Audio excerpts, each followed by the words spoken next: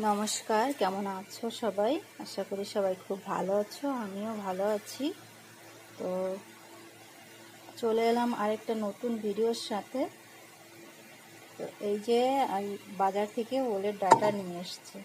যে আমাদের বাড়িতে যে ওলগুলো হয় না, সেই ওল না, এটা হলো পাহাড়ে হয়, জঙ্গলে হয় সেই ওলের ডাটা যে কিনে নিয়ে এসছে।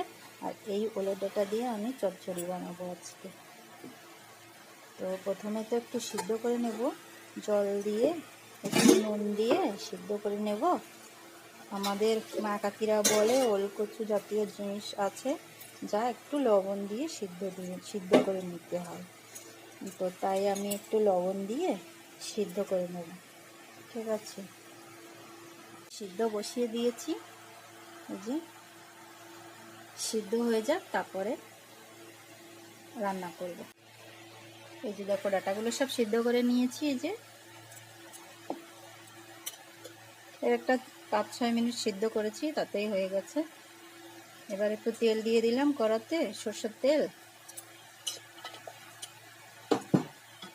ফোড়নে দিব সরষে, কালা সরষে।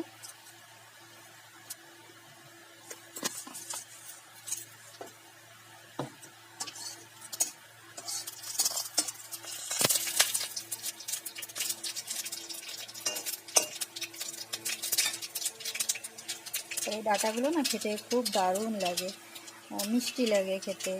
একটু মাখো মাখো করে ভাজলে, মানে চচ্চড়িটা বানালে খুব মিষ্টি মিষ্টি লাগে খেতে। চিনিরও দরকার পড়ে না, যে একটু চিনি দেবো সে দরকারও পড়ে না কিন্তু, এত মিষ্টি হয় খেতে। এগুলো একটুখানি ভেঙে ভেঙে দেওয়ার চেষ্টা করছি, চামচে জল ছিল তো। এবার দেখো, একটু রসুন আর কাঁচা লঙ্কা দিয়ে দিলাম।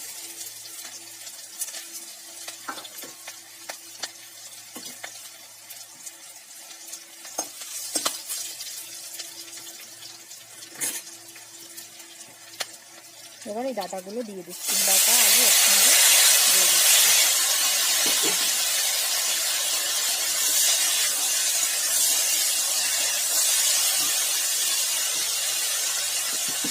এবার একে একে সব মশলাগুলো অ্যাড করব। নুন দিয়ে দিলাম একটু,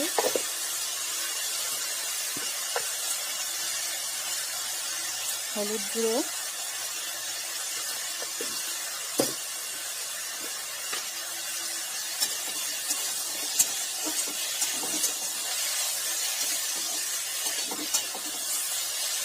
একটু জলটা শুকিয়ে এলে তারপরে লঙ্কা গুঁড়ো দেবো।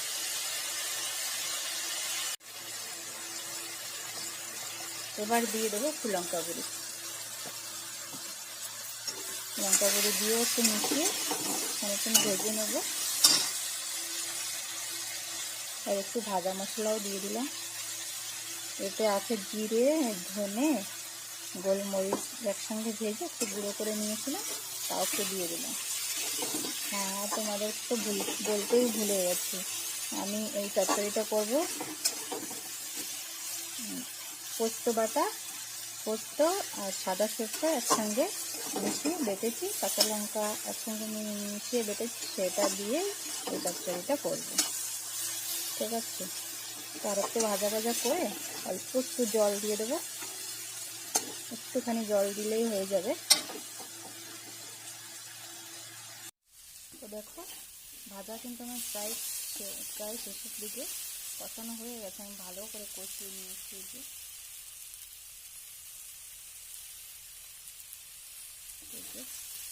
ভালো করে কষিয়ে নিয়েছি। এবার একটুখানি জল দিয়ে দেবো, কেন কি আগে কিছু একটু সিদ্ধ করে নিয়েছিলাম।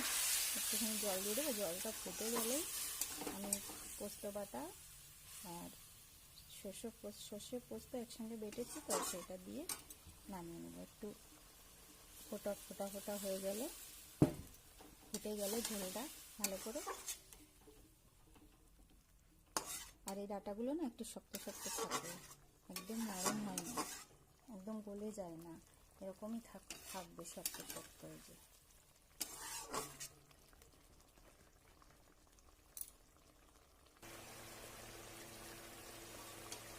এই যে ভালো করে একটু ফুটেই গেছে।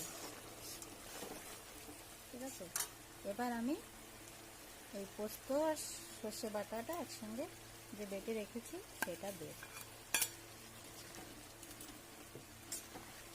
আরও কিছুক্ষণ একটু ফুটিয়ে তখন নামিয়ে নেব।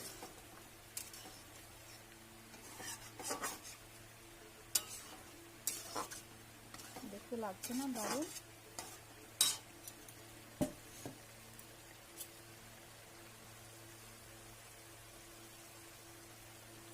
তো দেখো কলাই ডাঁটার চচ্চড়িটা কিন্তু হয়েই গেছে। এই যে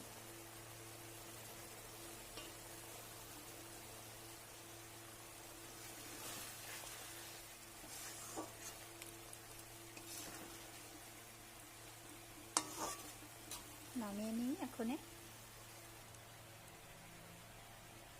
তো এই যে খুব সুন্দর হয়েছে না দেখতে, বলো? খেতেও কিন্তু দারুণ হবে।